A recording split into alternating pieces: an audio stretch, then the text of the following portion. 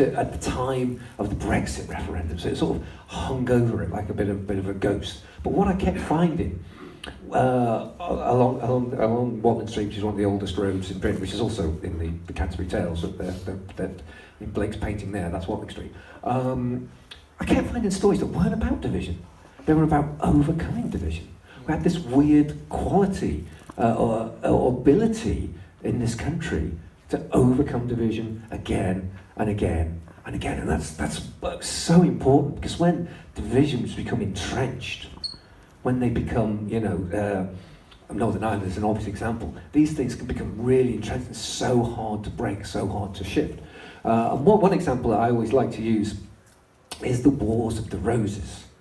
The Wars of the Roses, basically the two main, the Yorkists and the Lancashire sort of families, the two main families in Britain, were just killing each other for decades.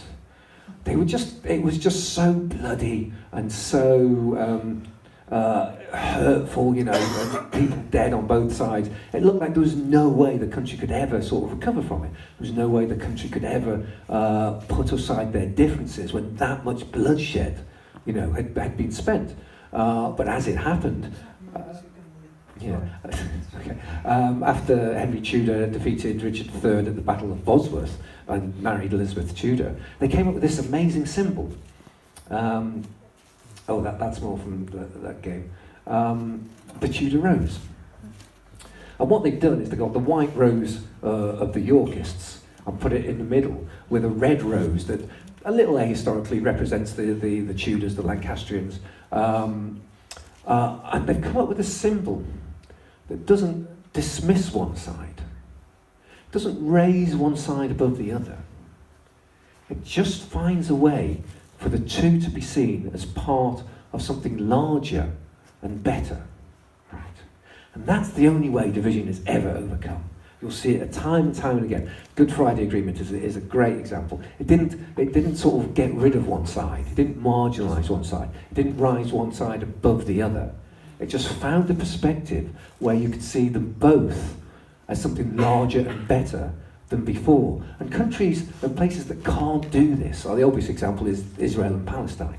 No one has been able to find that sort of higher perspective for Israel and Palestine, and so it just runs on and it just runs on and it just runs on.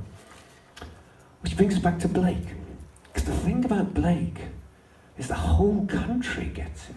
He's not for a part of the country.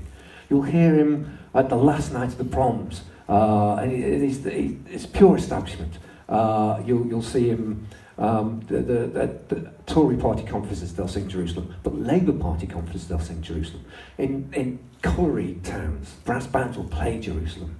Folk artists like Billy Bragg will play Jerusalem. He's every bit as much as the establishment. There was Radio 4 did a thing with Simon Sharma and about Blake. It's probably still on the iPlayer. It's good, but every person they speak to is pure establishment. It's just establishment voices. But everything they're saying, is great because Blake speaks to them as much as he speaks to the counterculture side of Blake, the punk poet side of Blake, the creative from the streets graffiti sort of side of Blake. He speaks to everyone because he is this higher perspective. He does transcend all these divisions. He transcends all these divisions we have in our country because we all recognise something higher and are drawn to it. Just as you all look at you all coming in here to celebrate Blake today, it's a wonderful thing. He would have loved it